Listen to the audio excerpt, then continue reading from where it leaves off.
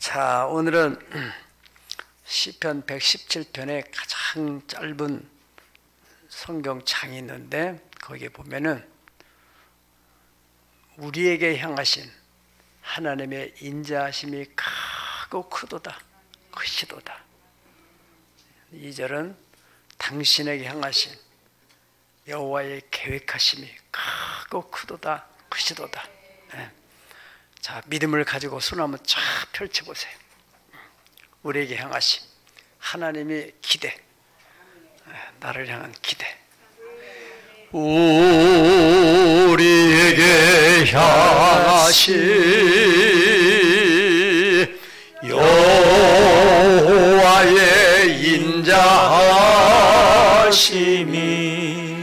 크고 크도다, 크시도다.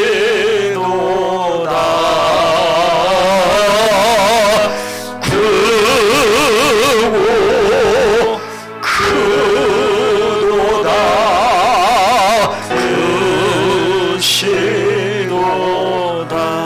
옆 사람을 향해 당신을 향하신, 당신에게 향하신 여호와의 계획하심, 여호와의 계획하심이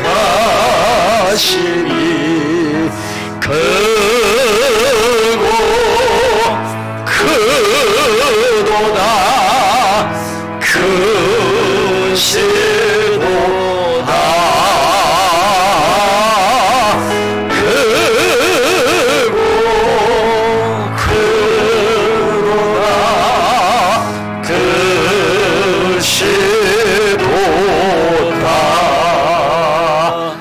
아멘. 박수로 하는 경과.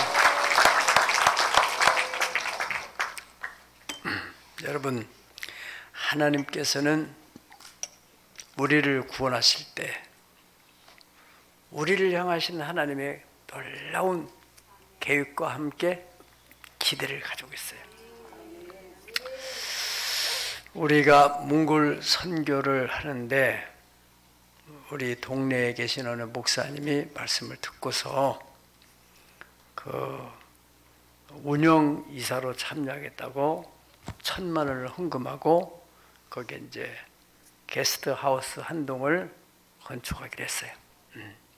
그런데 그분이 저 충청도 교산에 있는 땅에 교회 이름으로 하는지 아무튼 거기다가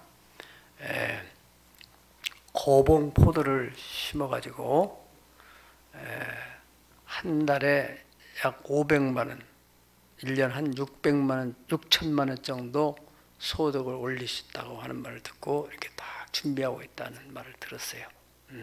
가슴이 푹 불었어요. 가만히 있어도 거기서 소득이 창출돼 가지고 연 6천만 원씩 교회를 그냥 두르는 거예요. 기대감.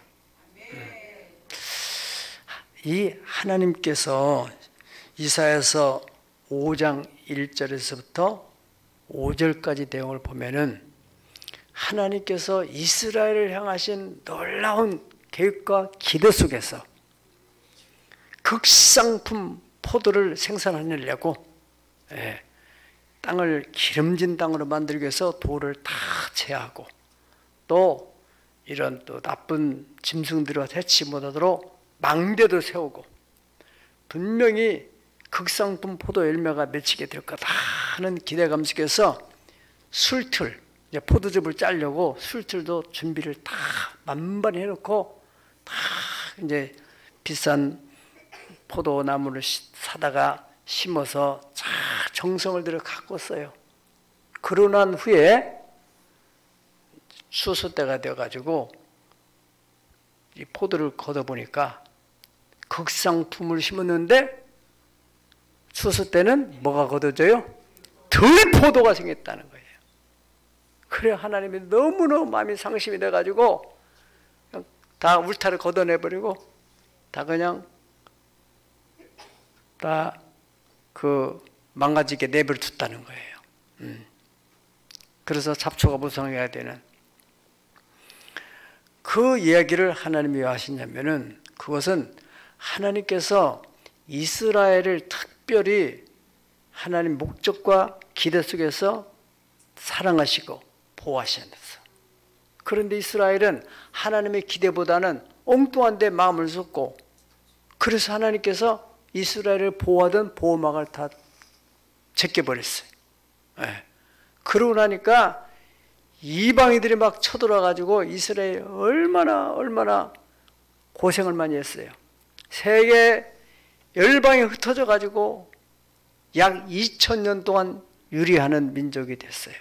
그러다가 하나님의 때가 되어서 하나님이 특별한 은총을 베풀어서 1948년도 8월 15일 날은 우리나라가 건국한 날이란다면은 그 해 이스라엘은 5월 14일에 정식으로 나라가 유엔에서 승인하는 국가가 된 것입니다. 여러분, 그 하나님께서 바로 우리를 향해서도 큰 기대를 가지고서 당신의 독생자 예수님을 십자가에 못 박아 죽이신 거예요. 하나님이 우리를 향한 기대, 만약에 우리가 그 기대를 저버린다면은 이스라엘과 같이 그렇게 방황할 수도 있어요. 하나님이 기대를 저버리고 자신의 육신의 욕망을 위해서 뭘 먹을까, 뭘 마실까, 뭘 입을까 다 그러고 돌아다니는 사람들은 방황하는 거예요. 하나님께서 우리를 구원하실 때는 요한복음 15장 16절에 너희가 나를 택한 것이 아니라 내가 너희를 택하여 세웠나니 이는 너희로 가서 과실을 많이 맺고 그 과실이 항상 있으므로 하나님께 영광이 되고 또 너희가 계속 풍성한 복을 받도록 하기 위한 것이다. 그렇게 말씀했고, 디모데전서 2장 4절에는 하나님은 모든 사람이 구원을 받으며 진리를 아는 데 이르기를 원하시느니라. 누구를 통하여? 바로 여기 있는 저와 여러분을 통하여서 구원을 받기를 원하신다는 겁니다. 오늘 본문의 1절에서 5절까지 내용 보면은 우리의 지난날 과거의 상태를 말하고 있어요. 과거에는 세상의 육체의 욕심을 따라 지내며 육체와 마음에 원하는 것을 하여 본질상 진노의 자녀로서 공중 권세잡은 마귀의 지배 아래서 살았다는 것입니다. 그런 우리들을 하나님께서 예수 그리스도를 통해서 우리를 구원해 내시고 십자가를 통하여 값비싼 대가를 지불했다는 거예요. 자, 예수님께서 그렇게 하시기까지는 우리 각 사람을 향한 하나님의 기대가 있었기 때문입니다.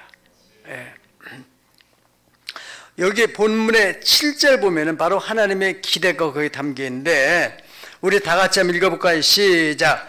이는 그리스도 예수 안에서 우리에게 자비하심으로써 그 은혜의 지극히 풍성함을 오는 여러 세대에 나타내게 하려 하심이라. 아멘. 굉장히 중요한 말씀입니다. 오는 여러 세대에 나타나.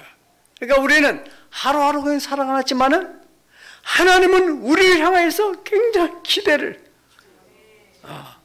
우리를 통해서 이렇게 한 영혼이라도 구원하기를 원하시고 하나님의 존재를 나타내기를 원하시고 하나님이 늘 긴장 속에 바라보시는 거예요. 제가 하루를 살아가는 동안에 어디에 관심을 가지고 그 생명과 같은 고귀한 시간 그리고 그 물질을 어디에 쓰고 있는가를 보시고 계시는 것입니다. 하나님의 기대를 크게 둘로 나눈다면 첫 번째로는 수직적인 면에서 우리와 우리의 후손들 자자손손에게 하나님의 지극히 풍성한 은혜를 전수하기를 원하신다는 것입니다. 성경을 보면은 선민 이스라엘 백성들이 과거에 어디 있었어요? 애굽에서 430년 동안 노예살을 했어요. 그들의 힘으로는 도저히 나올 수 없어요. 영구적으로 거기서 노예 생활을 해야 되는데 하나님의 특별한 은혜로 모세를 통해서 당시의 세계 최강의 권력, 그 바로의 권력을 꺾어버리고 그들을 구원해냈습니다. 예. 그 구원해낼 때에는 하나님의 특별한 목적이 있는 거예요. 무슨 목적이 있다겠어요? 그 하나님의 지극히 풍성한 은혜를 오는 여러 세대, 특별히 그 자자손손에게 흘려보내기를 원하신 뜻이 있다는 거예요. 그게 히브리서 출애굽기 12장 23절에서 27절까지 우리 다 같이 한 목소리를 읽어보실까요? 시작! 여호와께서 애굽 사람들에게 재앙을 내리려고 지나가실 때에 문인방과 좌우 문설주의 피를 보시며 여호와께서 그 문을 넘으시고 멸하는 자에게 너희 집에 들어가서 너희를 치지 못하게 하실 것임이라. 너희는 이 규례를 삼아 너희와 너희 자손이 영원히 지킬 것이니 너희는 여호와께서 허락하신 대로 너희에게 주시는 땅에 이를 때에 이 예식을 지킬 것이라. 이후에 너희의 자녀가 묻기를 이 예식이 무슨 뜻이냐 하거든 너희는 이르기를 이는 여호와의 유월절 제사라. 여호와께서 애굽 사람에게 재앙을 내리실 때에 애굽에 있는 이스라엘 자손의 집을 넘으사 우리의 집을 구원하셨느니라 하라. 하매 백성이 머리 숙여 경배하니라. 아멘. 다시 보세요. 네, 넘겨보세요. 너희는 이 일을 규례로 삼아서 하나의 문화로 삼아 전통으로 만들고 너희 자손이 영원히 지키라. 무슨 규례예요? 유월절 규례. 그들이 하나님께서 바로를 굴복시키기 위해서 재앙을 9가지를 내린데도 꼭 넘어졌다가 다시 또 일어나고 항복했다가 다시 또 도전하고, 그런데 마지막 장자의 재앙을 내려요. 초태생들, 짐승이든 사람이든 청소를 전부 다 진멸하는 중에 이스라엘 백성들에게는 어린 양의 피를 문설주와 임방에 바르면은 하나님이 넘어간다. 패스 오버, 유월절, 그 절기를 영원히 지켜라. 그리고 여호와께서 허락하신 대로 너에게 주시는 땅, 어디? 가나안 땅에 들어갈 때, 지금 광야에서 하는 얘기입니다. 가나안 땅에 들어가실 때 이 예식을 지키는데, 그 후에 너희 자녀가 묻기를 이게 뭔 일입니까? 왜 이렇게 1년에 한 번씩 이게 유월절 제사를 드려야 됩니까? 그렇게 묻거든. 너희는 이르기를 여호와의 유월절 제사, 여호와께서 애굽 사람에게 재앙을 내릴 때 애굽에 있는 이스라엘 자손의 집을 넘어가서 바로는 굴복하고 우리 조상들이 다 출애굽을 해서 이 젖과 꿀이는 땅, 하나님이 예비한 땅에 왔다. 자, 여러분, 이 이야기를 그 자녀들이, 후손들이 들을 때 어떻게 되겠어요? 자, 하나님은 대단하신 하나님이구나. 아, 하나님은 애굽 사람의 하나님이 아니고 우리 민족의 하나님이구나. 우리를 구원하기 위해서 애굽 사람들을 완전히 다 진멸했구나. 예. 여러분, 이것을 우리에게 적용한다면은 하나님이 우리를 구원하시고 우리에게 그런 큰 은총을 베푸시는 은혜의 풍성함을 우리 후손들에게 전수해 주기를 원하신다는 거예요. 아멘. 예. 이런 엄청난 대가를 지불하시는, 무슨 대가예요? 하나님의 백성들은 꼭 이스라엘만을 지칭하는 게 아니고 애굽 사람도 다 하나님 형상대로 지음받은 백성이에요. 그럼에도 불구하고 이들을 구원하기 위해서 이런 희생의 대가, 또 양을 죽이고, 오늘날로 말한다면 예수님을 십자가에 못 박는 그런 대가를 지불한 것은 우리를 구원하시기 위한, 그것을 우리가 깨달아야 돼요. 그런 크고 놀라운 은혜를 다음 세대에다가 전수해줘라. 선민 이스라엘 백성들은 이 부분에 대해서만은 확신을 가지고 있어요. 예수님을 그들은 인정하지 않지만은 그 유월절 제사에 대한 만큼은. 그래서 그들은 너무 지나칠 만큼 자기들은 하나님의 특별한 선택받은 백성이고 이방인들은 다 짐승 같은 백성들이고. 이거 좀 우리가 생각할 때 너무 지나친 생각일 수도 있지만은 그들 자신에게는 그런 말도 하잖아요. 응? 그런 하나님이 이스라엘의 민족 속에 역사하신 그런 스토리를 그 조상들로부터 들을 때 얼마나 대단한 자긍심이 있겠어요. 여러분 신앙의 3대, 4대, 5대, 6대 가는 사람 보면요, 그 선조들의 그 믿음의 정통. 우리 지난번에 북한의 5대 신앙 들어봤잖아요. 나올 수 있는데도 안 나온다잖아요. 그렇게 힘들어 나올 수 있는 길이 있음에도 안 나온다는 거예요.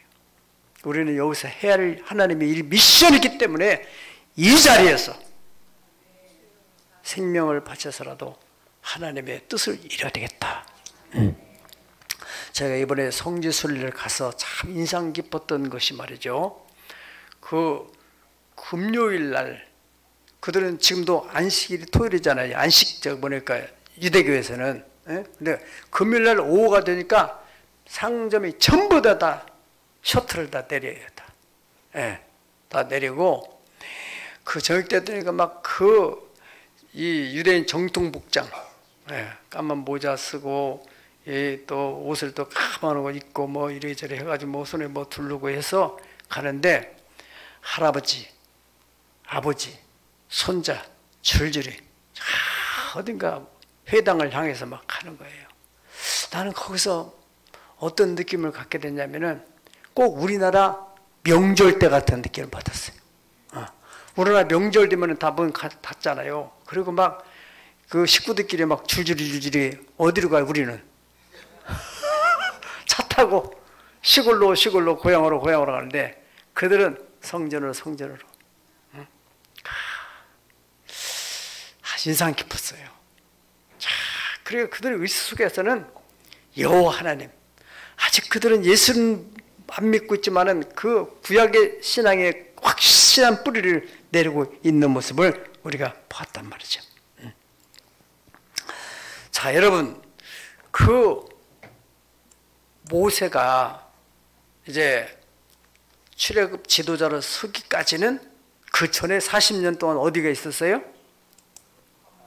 미디안, 광야의 미디안 제사장 그 밑에서 하나의 처가살이를 하게 된 거예요. 그래서 거기서 이제 양 치면서 먹고 살면서 또 딸을 붙여줘가지고 결혼해가지고 이제 그 애기를 낳고서 40년을 그냥 지내서 나이가 80이 된 노인이 됐어요. 그때 하나님이 이제 콜링을 해가지고 이제 이스라엘 백성들을 보냈는데 그 80이 된 나이에 장인 어르신, 하나님이 지금 나에게 큰 미션을 줘가지고 내가 가야 되겠으니 그래 하십시오. 그러면은 장인이 야, 이 사람아, 건강검진으로 가야 되겠다. 그러지 않겠어요? 그래서 적당히 얘기하고 그냥 나왔어요. 나와가지고 이제 출애굽을 시켜가지고 이제 이스라엘 백성들 광야로 들어갔어요. 장인 어른이 이제 나중에는 이제 모세 그 자녀도 또 부인도 합류했지만은 장인 어르신이 세월이 흘러서 소문을 통해서 들었어요. 이스라엘의 백성들이 이렇게 출애굽했다는데 그 지도자가 자기 사위라는 얘기도 듣고, 그리고 무엇보다도 손주를 보고 싶은 마음이 얼마나 간절했겠어요. 예나 지금이나. 그래서 이제 그 광야로 나간 이스라엘 진을 향해서 갔어요. 갔더니 이제 모세가 너무 바쁘게 지도자로서 막 돌아다니다가 저녁 때 돼서 저녁을 먹으면서 이런저런 얘기던 끝에 날밤을 새면서 무슨 얘기를 해요? 하나님이 애굽에서 10가지 재앙을 통해서 피재앙, 이재앙, 뭐 개구리 재앙, 온역 재앙, 막 이런 재앙들을 통해서 행하신 이야기를 그야말로 드라마같이 하니까 그냥 그 장인어른이 막 혀가 솔깃해서 밤을 꼬박 새면서 들으면서 그 장인어른이 뭐라고 해요?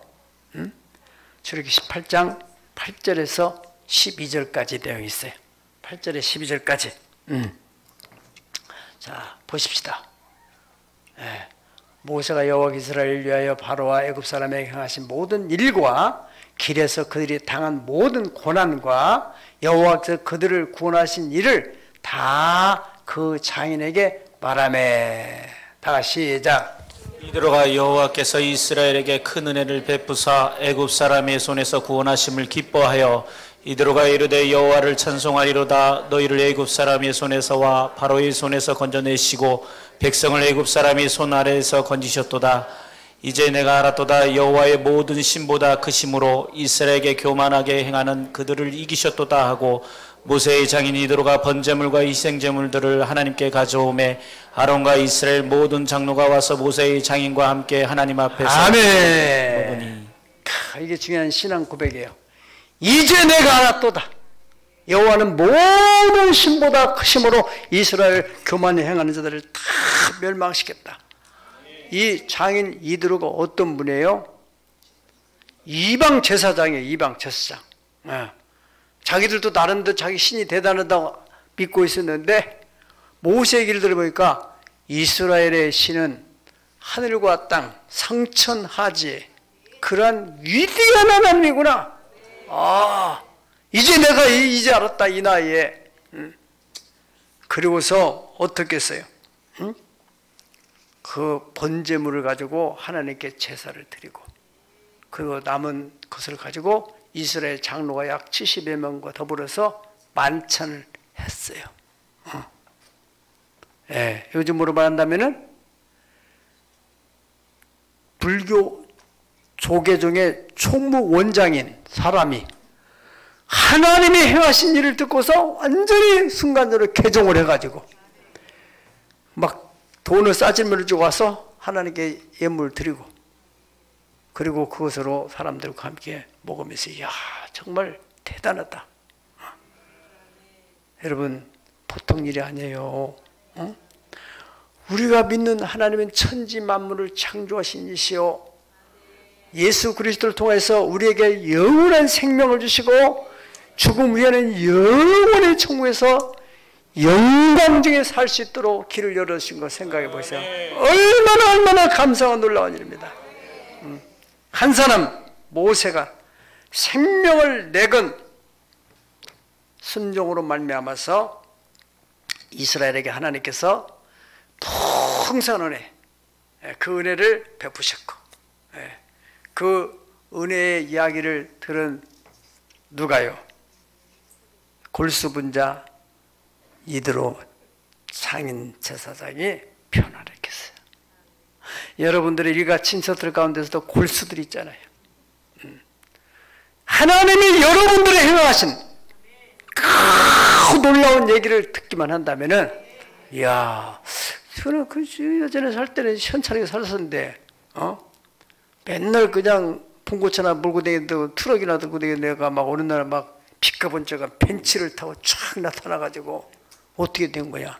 하나님이 이래 가지고 자기네들 보니까 막 애들이 피카번쩍해가지고 막 애들이 다 드시라고 요즘 애들 같지 않고 예절도 바르고 그런 거 볼 때 사람들이 이야 정말 네가 믿는 하나님이 살아계시구나. 아멘. 할렐루야. 아멘. 그런 일이 여러분에게 생에 반드시 나타나기를 예수 이름으로 축복합니다. 여러분 또 이스라엘 백성들에게 일어났던 또 다른 하나님의 역사는요, 요단강이 갈라지는 일이 벌어져요. 요단강이 갈라지는 일. 누구를 통해서?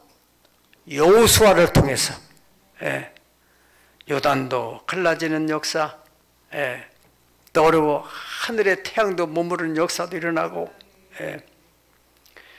그래서 하나님이 요단강을 갈고 난 뒤에 이제 그들이 요단을 통해서 나올 때 요단강 가운데서 각 지파별로 돌을 하나씩 취하라겠어요.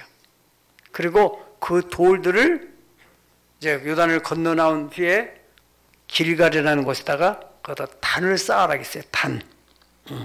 단을 쌓고 난 후에 나중에 후손들이 이게 뭐냐 묻거든 하나님이 요단 강을 가르시고 우리를 마른 땅처럼 나오게 하셨다. 바로 이 돌이 바로 강 가운데서 건져내온 거다. 그걸 또 후손들이 들으면 어떻게 되겠어요? 이야, 대단하구나. 할아버지가, 엄마가, 아빠가 뭐 거짓말할 일이 있겠어요? 대단한 하나님이구나. 아멘. 여호수아 4장 20절 24절을 다 한번 보십시다. 자, 시작. 여호수아가 요단에서 가져온 그 12돌들을 길가에 세우고 이스라엘 자손들에게 말하여 이르되 후일에 너희의 자손들이 그들의 아버지에게 묻기를 이 돌들은 무슨 뜻이니까 하거든 너희는 너희 자손들에게 알게 하여 이르기를 이스라엘의 마른 땅을 밟고 이 요단을 건넜음이라. 너희 하나님 여호와께서 요단물을 너희 앞에서 마르게 하사 너희를 건너게 하신 것이 너희 하나님 여호와께서 우리 앞에 홍해를 말리시고 우리를 아멘. 건너가게 하심과 같았더니. 아멘. 21절 한번 보세요. 여기 후일에 너희의 자손들이 아버지에게 묻기를 이 돌들은 무슨 뜻입니까? 그 돌들은 뭐예요? 기념비. 길갈에 세운 기념비를 보고서. 여러분, 사람의 기억은 한계가 있어서 내 생애에서도 잊어버리는데 다음 세대로 가게 되면은 전수를 안 하면 다 잊어버리게 되죠. 그런데 유물이 남아있는 거예요. 유물이. 요즘에 지금 서울 중심부에 있는 광화문 거기에 외정시대 때 철로가 나왔다고 하는 거 들으셨죠? 깊이 묻혀요. 다 세월이 흐르니까 흙을 묻히고 흙으로 묻히고. 우리가 성지순례 가는 데도 보니까 마리아가 수태 예수님이 탄생하는 그런 얘기를 들었던 그것도 다 묻혔는데 그들이 발굴해냈더라고요. 그 고고학적으로 그 지역을 찾아가지고는 발굴해냈고, 예수님께서 메시아 선포식을 했던 누가복음 4장에 있는 바로 주의 성령이 내게 임했으니 이는 가난한 자에게 복음을 전하기 위해서 나를 보내셨다. 그 메시지를 선포했던 그 회당 그 자료도 발굴했더라고요. 아직 한참 내려가요. 하여튼 이렇게 그 기억은 없었지만은 그 유물들을 보면서 하나님이 이렇게 하셨다 하는 것을 후손들에게 전해줌으로 말려마서 그 다음에 이 후손들로 하여금 어떻게 하라고요? 항상 하나님을 경유하게 하려 하심이라 그랬어요. 할렐루야.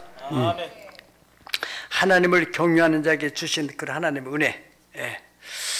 여러분, 이 이야기를 들은 것으로 끝나는 것이 아니고 거기에 또 가나안 땅에서 들었던 이방 여인 라합이라는 여인이 그 얘기를 듣고 난 후에 어떻게 돼요? 여호수아 2장 10절에서 11절을 다 같이 보시겠습니다. 2장 10절에 11절.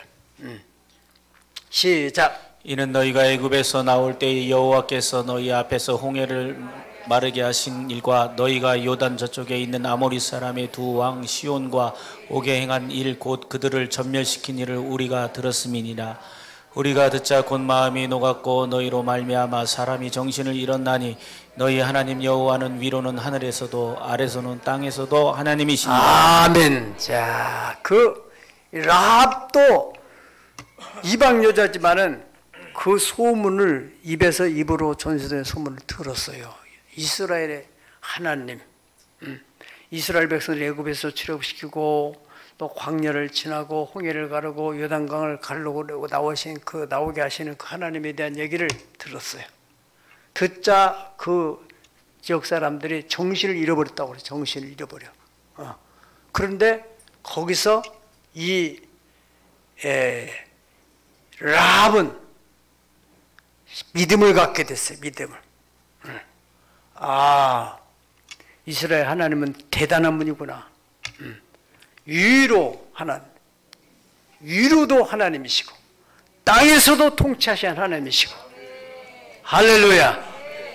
세상 신들은, 잡신들은요, 어느 지역에만 있는 신들이 있어요. 잡신들은. 그러나 우리 하나님은 전 세계, 전 우주를 통치하시는 하나님. 아멘. 아멘. 이럴 때는 막 감격이 돼 아멘 해야 되는데 기분이 안 좋은 사람이 있어요? 할렐루야. 아멘. 광대하신 하나님. 아멘. 그 라합이 그 믿음을 가지고 생명을 걸고 이스라엘 백성들을 돌봐주다가 그 사람의 콘사길이 열려가지고 메시아의 족보에 그런 일이 벌어진 거예요. 얼마나 놀라운 일입니까? 예. 그러한 역사들을, 이건 하나님이 이스라엘 백성들에게 지극히 풍성한 은혜를 베풀어 주셨어요. 목적이 뭐예요? 오는 여러 세대에 전해주기 위해서. 예, 두 번째로는 하나님이 수평적인 면에서도 열방 가운데 당신의 존재를 알게 하기 위해서 다윗과 솔로몬에게 지극히 풍성한 은혜를 베풀으셨던 얘기가 있습니다. 시편 57편 7절에서 11절까지 내용을 다 같이 보시겠습니다. 이 다윗이 아둘람 굴에, 예, 참고로 우리가 아둘람 굴 거기를 가봤다는 거 아닙니까?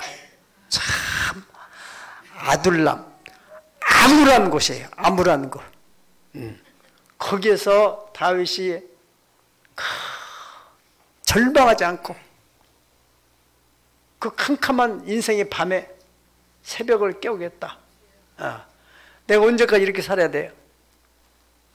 그렇게 막 번뇌하지 않고 내가 이제는 이렇게 해서는 안 되겠다. 딱 마음을 청하는 거야. 하나님이여, 내 마음이 확정되었고 내 마음이 확정되었으니 이제는 탄식하고 분노하고 서로 원망하고 그렇게 하지 않고 하나님을 찬송하겠습니다. 왜요? 이 고난 속에는 내가 알기보다는 하나님의 비밀의 경륜이 있다는 사실을 나는 믿기 때문에 여러분이 일어나고 있는 여러 가지 상황, 이해가 안 되는 일, 다 하나님의 비밀의 경륜이 있기 때문에 그래 범사에 감사라는 거예요. 요셉이 왜 감옥에 갇힙니까? 요셉이 원망을 정합니까? 아니에요. 믿음의 사람들은 거기에 하나님의 비밀의 경륜이 있다고 믿기 때문에 아멘. 감사하는 거예요. 아멘. 다니엘도 보세요. 예, 불못에 들어간다는데, 사자굴에 들어간다는데, 그런데 그 얘기를 듣고서 하나님께 감사하잖아요. 예. 그래서 어떻게 다윗이 믿음을 가졌어요. 그러면서 내 영광을 깰지어다, 비파야 수금을 깰지어다, 내가 내 인생의 새벽을 깨우겠다. 아멘. 언제까지 환경을 탓하고 이 환경이 변화되기를 바라지 않고 내가 믿음을 가지고 아멘. 내 인생의 밤을 깨우고 새벽을 오게 만들겠다. 아멘. 아멘.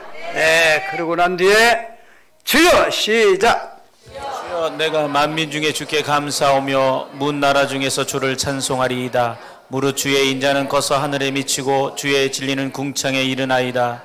하나님이여, 주는 하늘 위에 높이 들리시며 주의 영광이 온 세계 위에 원하나이다. 네, 그래서 하나님이 내 인생에 새벽을 주실 때 내가 만민 중에 하나님께 찬송하고 주의 이름을 높이겠습니다.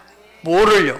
하나님이 내게 행하신 이 놀라운 일들, 내가 이전에 이렇게 살았다, 너무너무 힘들고 눈물 없이는 살고 앞이 보이지 캄캄하고 현실이 암울하고 이랬을 때 내가 정신을 차리고 내가 언제까지 이렇게 환경과 사람을 탓하며 살 것이냐, 나는 이제는 하나님을 바라보고 내가 살겠다고 하는 믿음을 가지고 선포했더니 하나님이 나를 이렇게 만들고 이런 풍성을 줬다. 할렐루야. 그렇게 만민 앞에서 내가 해야 되겠다, 그런 믿음을 가지고 선포했다는 거예요. 여러분들에게도 이 믿음을 가지게 되면 우리에게도 반드시 하나님이 그런 동일한 은혜를 베푸실 줄 믿습니다. 이런 하나님의 풍성한 은혜가 다윗으로 끝나지 않고 그 다윗의 아들 솔로몬에까지 이어지게 되는데, 솔로몬 왕은 아버지 부왕, 자기 아버지가 과거에 어렸을 때 어떤 사람인지 알았잖아요. 자기 아버지 가문이 어떤 가문이에요? 왕가예요? 양치는 이세의 아들이에요. 이세의 아들이라는 말의 의미는요, 좀 별 볼 일 없는, 그래서 이세의 아들 다윗 할 때 다윗을 굉장히 멸시할 때 쓰는 상투적인 용어예요. 예. 그렇게 그냥 형편없는 그런 양치기, 거기서 하나님이 다윗을 불러가지고 이스라엘이 왕으로 삼았어. 사울 왕이 초대 왕인데 사울 왕을 왕가를 끊어버리고 다윗을 왕으로 세웠다 이거예요.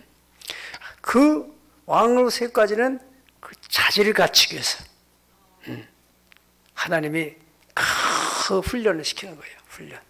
예. 연단을 시키는 거예요. 뭐처럼 나오게 하려고, 정금같이 나오게 하려고.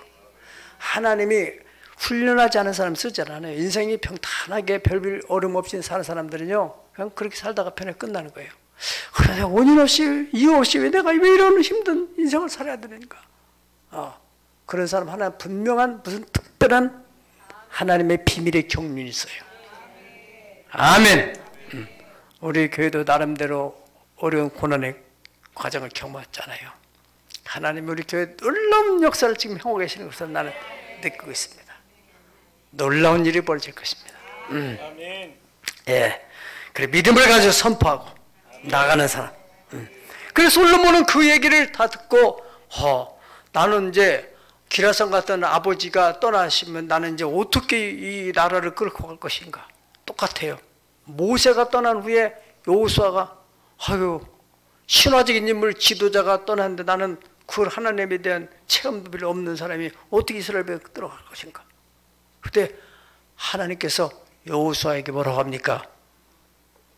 두려워하지 말아라. 내가 모세 함께 된 것처럼 너 함께 하시라. 좌로나 우로나 치우치 말고 이 말씀을 주야로 묵상해라. 그럼 내가 너를 버리지 않으며 너를 떠나지 않으리니 너는 마음을 강하게 하고 담대하라. 아멘. 할렐루야. 아멘. 솔로몬 왕도 그 아버지 그 이야기를 듣고 또 행적을 보고 그러면서 그 사람 하나님, 우리 아버지와 함께 했던 하나님이 내게도 함께 하시고 지혜도 주세요. 그를 생각한 것이 1000번째 기도를 하게 되는 거예요. 1000번째를 통해서 하나님이 솔로몬에게 뭘 주셔요? 지혜를 부어주시는 거예요. 세상에 풀 수 없는 문제를 풀어내는 지혜를 주는 거예요. 세상에 풀 수 없는 문제들 얼마나 많아요 지금. 외교적인 문제도 그렇고. 저 지금 소련, 러시아하고 우크라이나 전쟁하는 거 어떻게 누가 풀어요? 시진핑이 푼다고 하는데 내가 볼 쉽지 않을 거예요. 우리 남북 문제, 핵 문제 누가 풀어요? 그러나 하나님을 경험하는 사람은 그들의 피로, 우리의 피로 다 해서 기발한 지혜를 가지고 외교력을 가지고 풀어낼 수 있는 거예요. 세상의 문제들이 해결할 수 없다면 그건 문제가 아닌 거예요. 모든 문제는 다 답이 있는 것입니다. 수능 시험을 문제를 냈는데 답이 없다면 그건 문제가 아니라는 거예요. 들을 귀한 사람 들으시기 바랍니다. 인생의 모든 문제에 있어서 성경은 예수님 바로 길이다, 해답이다. 할렐루야. 예. 그래서 솔로몬 왕이 기도해가지고 하나님의 지혜를 받았어요. 그래서 10 왕들이 소문을 듣고서 정치적으로 여러 가지 문제들 있잖아요. 다 그 나라나 이 나라나 그때나 지금이나 사람이 살아가는 동안에는 다 저마다 크고 작은 문제들이 있는 거예요. 그럼 해결하지 못하는 문제들을 안고서 솔로몬에 오면은 척척 다 해결받는 거예요. 그 금, 은, 보석을 파리발에 싸가지고 솔로몬이 오는 거예요. 역대하 9장 22절에서 24절까지 다 같이 한번 보시겠습니다. 시작. 솔로몬 왕이 재산과 지혜가 천하의 모든 왕들보다 큰지라. 천하의 열왕이 하나님께서 솔로몬의 마음에게 주신 지혜를 들으며 그의 얼굴을 보기를 원하여 각기 예물을 가지고 왔으니 곧 은그릇과 금그릇과 의복과 갑옷과 향품과 말과 노새라. 해마다 정한 수가 있었더라. 아멘. 해마다 정한 수가 있다는 해마다 정기적으로 들어오는 거예요. 정기적으로. 네. 자, 22절 봐요. 여기 중요한 부분 뭐냐면은 솔로몬 왕의 재산과 지혜가 천하의 모든 왕들보다, 그래서 천하의 여러 왕이 하나님께 솔로몬에게 주셨던 그 지혜를 듣고서 몰려왔다. 수평적으로 하나님이 솔로몬 왕에게 주신 지극히 풍성한 그 은혜, 값없이 주신 그 은혜를 듣기 위해서 천하의 열왕이 모여왔다. 아멘. 하나님께서 여러분들의 가정에 주신 그 풍성한, 여러분의 사업장에 주신 그 풍성한 아멘. 은혜를 듣기 위해서 세상 사람들이 몰려와. 아멘. 네. 하나님께서 왜 그렇게 솔로몬에게 그런 지혜, 은혜를 주셨어요? 여러 세대, 여러 왕들에게 하나님의 풍성한 은혜를 알려주려고, 하나님의 존재 자체를 세상에 모르잖아요. 그냥 막연하게 알고, 또 하나님을 알지만은 그냥 뭐 하나님은 그저 예수 십자가에 못 박혀 죽은 그 정도로 아는데, 우주 만물을 다스리는 광대하시고 위대하신 하나님, 그 하나님께서 내게, 우리 가정에, 우리 자녀에게, 우리 사업장에 이런 일을 행하셨다. 아멘. 시편 81편 10절에 하나님께서는 이스라엘 백성을 향해서 너희는 입을 넓게 하라, 내가 채워주겠다, 그렇게 말씀했어요. 이렇게 저렇게 풍성한 은혜를 하나님은 수직적으로는 우리의 후손 자자손손에게 알게 해서 한 명도 공중을 szab은 마귀의 끌림에 빠져들어가서 지옥으로 가지 않도록 하기 위함이고, 두 번째 수직적으로, 수평적으로는 하나님께서 세계 만민에게 복음을 전해서 하나님이 풍성한 은혜, 미국에 내린 하나님 풍성한 은혜를 미국 선교사들이 와가지고 우리에게 전해주므로 우리나라가 이렇게 풍성해졌어요. 지금 우리나라 선교사들이 세계 열방에 흘러갔어요. 지금 하나님이 우리나라 지금 막 높이고 있어요. 막. 여러 반도체를 비롯해가지고 여러분 군수물자 같은 경우 지금 하나님이 K1, 2 뭐 이런 막 무기들이 생산해, 탱크 생산하고 장갑차 생산하고 막 세계 사람들이 막 또 원자력에 대해서 막, 이건 하나님이 이 나라에 베푸신 은혜예요. 뭐 하려고요? 세계 열방의 마지막 이 나라를 통해서 세계 열방을 구원시키려고 하는 목적이기 때문에요. 여러분들이 머리털이 쓰도록 감동을 받아야 돼요. 할렐루야. 아, 그렇게 하나님 하시는구나. 하나님, 우리 가정이 역사하시고 우리 자녀를 통해서도 영광을 나타내시게 하옵소서. 사랑하는 여러분, 우리가 우리 하나님의 기대에 부응하기 위하여, 그리고 지극한 풍성한 은혜를 먼저 받아야 된다는 것입니다. 세상에 놀랄 만한 그러한 풍성한 은혜를 어떻게 받을 수 있느냐? 여호수아, 모세처럼 하나님의 말씀, 성령의 감동이 내게 올 때 주저함없이 홍해바다든 요단강이든 뛰어들어가는 거예요. 말씀 의지하고. 그럴 때 믿는 자 속에서 역사하는 영광이 나타나게 되는 것입니다. 늘 마음으로만 믿고 행동을 움직이지 않으면 그 믿음은 죽은 믿음이라는 거예요. 다윗과 솔로몬 같이, 다윗이 암울한 가운데서 내가 언제까지 이렇게 살 것이냐, 사람을 탓하고 환경을 탓하고 변명하고 합리화하고 이렇게 살 것이냐? 아니다. 내 생의 새벽을 깨우겠다. 그래서 만민 중에 하나님이 살아계심을 드러내야 되겠다. 솔로몬이 1000번제를 드리면서 하나님의 지혜를 받아가지고 하나님의 영광을 드려야 되겠다는 그러한 마음을 하나님이 받으시고, 하나님께서 역사하심으로 말미암아서 풍성한 은혜를 그들에게 주셨고, 그들을 통해서 세계 열방과 자자손손에게 흘러가게 하신 그 하나님이 오늘 바로 이 자리에 있는 저와 여러분에게 하시는 말씀입니다. 오는 세대에 지극히 풍성함을 나타내기를 원하시는 그 하나님의 은혜가 여러분에게 임하기를 축복합니다. 아멘. 다 같이 머리 숙여 기도하시겠습니다.